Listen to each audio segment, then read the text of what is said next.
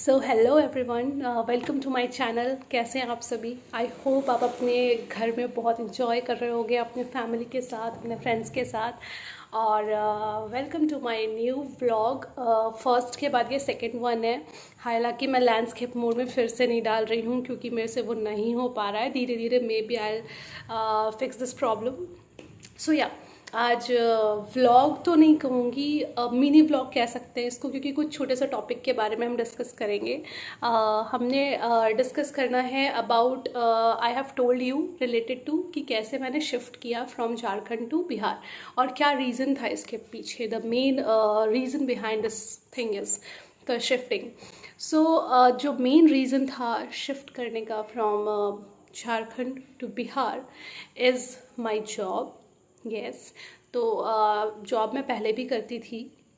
Actually मैं कुछ चीज़ें बेसिक क्लियर करती हूँ। So the first thing is कि मैं रहती झारखंड में थी, अभी भी मेरे पेरेंट्स वहाँ रहते हैं और मैंने अपनी स्कूलिंग वगैरह वहाँ से कंप्लीट की है एंड स्कूलिंग के साथ कॉलेज वगैरह भी वहाँ से कंप्लीट किया एंड देन फिर मैंने part time job as an teacher करना शुरू किया। वहाँ पे मैं स्कूल में पढ़ाती थी एंड देन फिर वहाँ से मैं प्रिपेयर कर रही थी गवर्नमेंट जॉब के लिए इन टीचिंग फील्ड ऑल्सो। तो मैं अप्लाई करती थी कई कई जगहों पे और गवर्नमेंट वैकेंसीज थोड़ी बहुत लेट चलती रहती हैं, बट मैंने बिहार में अप्लाई किया था आई थिंक इन 2019। उस समय 1 to 5, 6 to 8 means primary teacher, middle school teacher as well as high school teacher के लिए, तीनों के लिए अप्लाई किया था। ऑल तो मुझे प्राइमरी में जाना नहीं था, बट मम्मी लोगों ने फोर्स किया कि नहीं कर लो, तो फिर मैंने उसमें अप्लाई कर दिया था और मेरा तीनों में हो गया। लाइक 1 to 5 के टीचर के लिए भी, 6 to 8 के लिए भी और 9 to 10 के लिए भी। बट काउंसलिंग जो है वो शुरू हुई 1 to 5 से, बट मैंने उसको नहीं एक्सेप्ट किया, मैंने उसको नहीं ज्वाइन किया। और फिर 6 to 8 की जब काउंसलिंग हो रही थी तो मैंने सोचा कि अब जब तक 9-10, मतलब मेरा बेसिकली एम था कि मैं हाई स्कूल टीचर को ही ज्वाइन करूँ 9-10 वाला, बट अभी उसमें बहुत टाइम लग रहा था तो मैंने 6 to 8 यानी मिडिल स्कूल टीचर को ज्वाइन कर लिया। उसकी काउंसलिंग की, उसकी काउंसलिंग को ज्वाइन किया एंड देन फिर क्या हुआ कि प्रोसेस शुरू हुआ और फिर मेरी जॉब लग गई in government school in Bihar. Place particularly तो मैं अभी डिस्कस नहीं करना चाहती, बट हाँ, बिहार में मेरा किसी जगह पे गवर्नमेंट टीचर के तौर पे नौकरी लग गई। उसके बाद मैंने शिफ्ट किया from Jharkhand to Bihar. Teaching field में मैं शुरू से थी, मैंने शुरुआत कर दी थी पढ़ाना। मैं बीएड में इंट्रेंस लिया तब से शुरू हो गया था और काफ़ी साल हो गए मुझे पढ़ाते हुए, अराउंड 8-9 ईयर्स तो हो ही गए। और इस फील्ड में काफ़ी ज़्यादा इंटरेस्ट डेवलप था, इसलिए इस फील्ड को मैंने चूज़ किया और इस फील्ड में ही अप्लाई करती चली गई। स्टिल अभी भी लगी हुई हूँ, आगे बढ़ना है, रुकना नहीं है। तो कई लोग पूछते हो कि आपने शिफ्टिंग क्यों की, आप झारखंड में थे, आप बिहार क्यों आए? तो ये रीज़न था। एक पहला क्वेश्चन मुझे ये क्लियर करना था। सेकेंड थिंग इज़ कि क्या टीचिंग करियर में ब्राइट अपॉर्चुनिटी है, बिकॉज लोग इतना ग्लैमरस नहीं मानते हैं इस जॉब को। मतलब अब शायद करना शुरू कर लिया और देखना शुरू कर दिया और इस जॉब का एज एन ग्लैमरस नहीं, बट ठीक है, एफिशिएंट जॉब। बट बहुत लोगों के मन में, अरे यार कुछ नहीं किया तो टीचर बन गए। ये चीज़ मैं क्लियर करना चाहती हूँ। Teaching is one of the most मतलब ग्लैमरस और बहुत ही इंपॉर्टेंट जॉब है। नॉट ओनली ग्लैमरस, बहुत इंपॉर्टेंट जॉब है, बहुत ही क्या बोलते हैं, रेस्पेक्टफुल जॉब है। आप किसी का करियर बिल्ड करते हो, इज़न्ट इट? आप जो भी बनते हो लाइफ में, जो भी बनना चाहते हो, कहीं ना कहीं आपको वहाँ आपके टीचर ही पढ़ाते हैं। तो कभी भी इस चीज़ को ऐसा मत लेना कि अरे यार कुछ नहीं किया टीचिंग। अभी भी मैं मेरे कई स्टूडेंट से पूछती हूँ, वो बोलते हैं yes ma'am, I want to become a teacher. So that's quite मतलब क्या बोलूँ, इनकरेजिंग लगता है और काफ़ी अच्छा लगता है, प्राउड फील कराता है। तो येस, अगर आप इस फील्ड में आना चाहते हो, अगर आप चाहते हो कि you want become teacher, you want serve your country, तो ये एक तरीका हो सकता है। आप कई लोगों का फ्यूचर बना सकते हो। और इस फील्ड में आने के लिए बेसिक किन किन चीज़ों की ज़रूरत होती है वो अब मैं थर्ड चीज़ में डिस्कस करने वाली हूँ।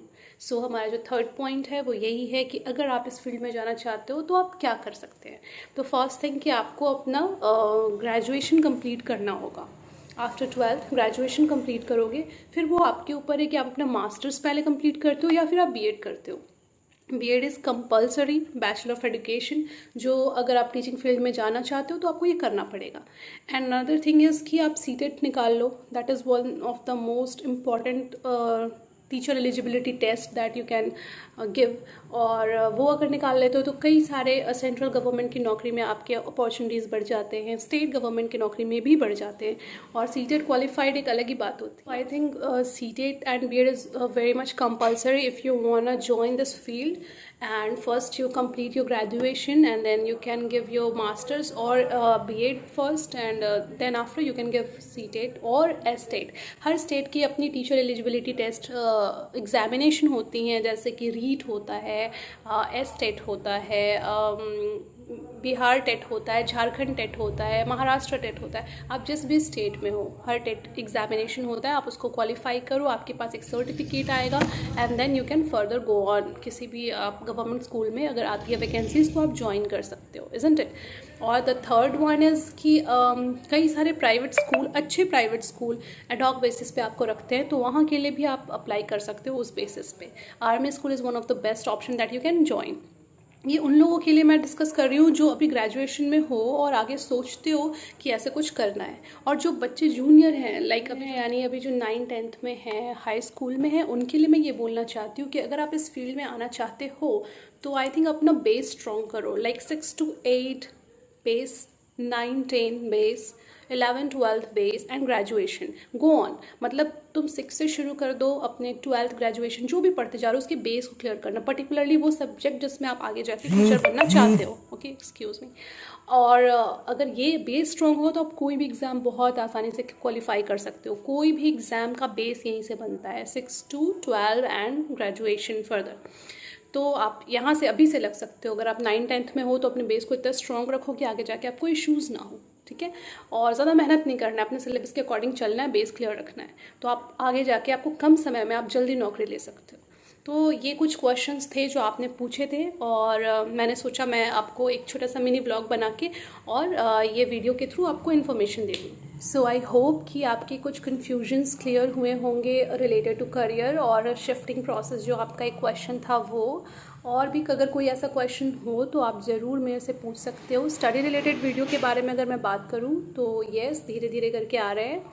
और किसी बच्चों ने कमेंट किया था कि टर्म 2 के सिलेबस को आप पहले कंप्लीट करो, मैं करना शुरू करूँगी धीरे धीरे। बिल्कुल ही अचानक से नहीं हो सकता, बट हाँ बिल्कुल मैं कोशिश कर रही हूँ कि मैं फिज़िक्स, केमिस्ट्री और बायोलॉजी को एक एक करके डालना शुरू करूँ।